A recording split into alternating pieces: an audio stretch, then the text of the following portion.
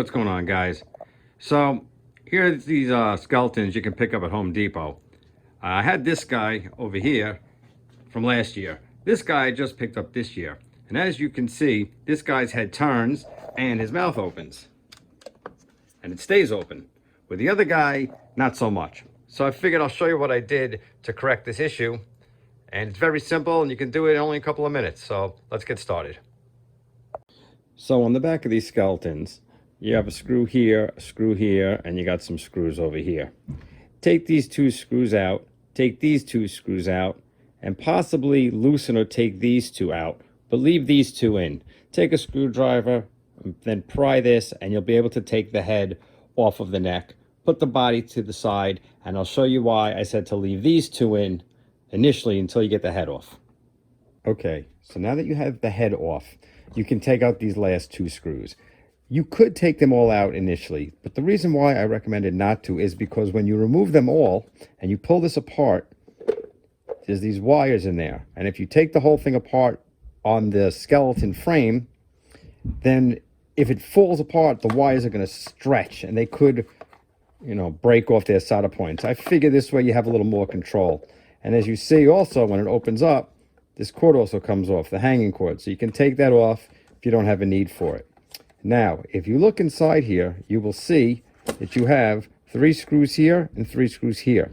On that other skeleton I had, these 2 screws were missing, but these 2 screws were there. So you could take these 2 out and move them to here. And what these 2 screws are doing is it is locking the jaw in position. So by taking these 2 screws out, you can then operate the jaw freely, open and closed. So let's do that first. Now, you would think you could just take out these 2 screws and then the jaw would operate freely, which is true. But I'm going to show you why we're going to take all of these screws out and take these 2 caps off. And it'll be clear in a minute. So let me take this off and I'll show you the reason. All right, so we got the caps off.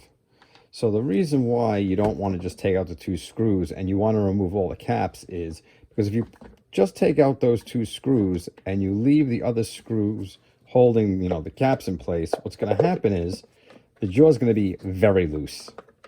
It might not be that loose, but you're really going to have no resistance on it.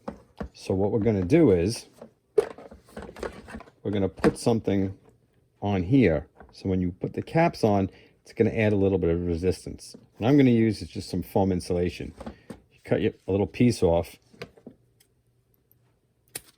and you just stick it on to the jaw right here, to the jaw bar, and stack up a couple of pieces.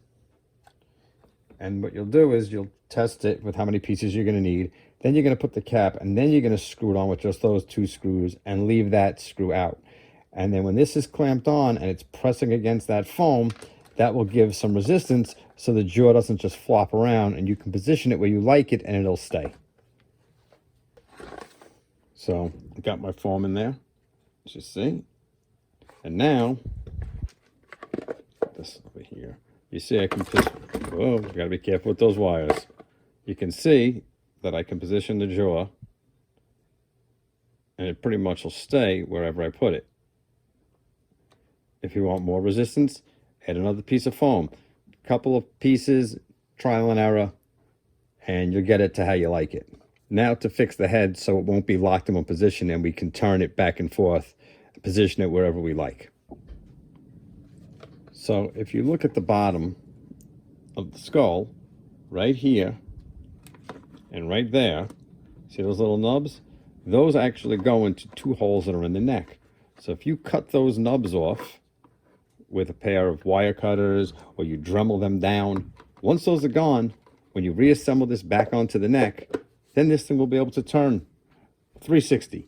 You position it wherever you like. So that's all you got to do. Is cut those little nubs off, and you'll be able to turn it. Also interesting to me is this clearly is meant for a speaker, or looks like a speaker. And over here, there's another mount, 3 holes over here, and on the jaw, you have a slot in here. I bet for another version they have a motor in here, and somehow it goes to this. It operates the jaw or some kind of control box with a sound, with a speaker here. But that was just something I noticed. So I'm going to put this back together now.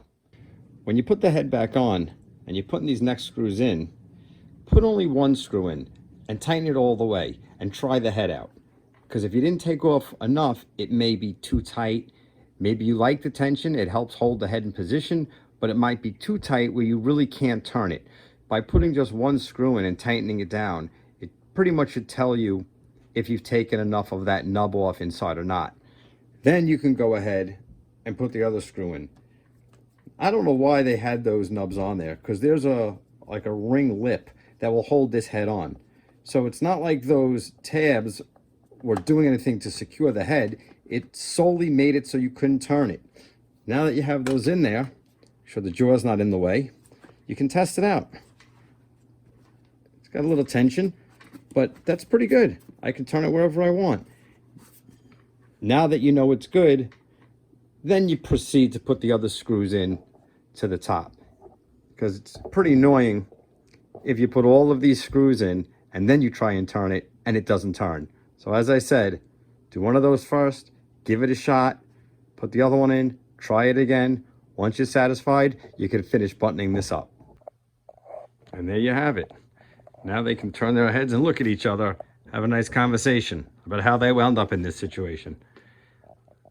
So hopefully this helped you out, and on to the next one.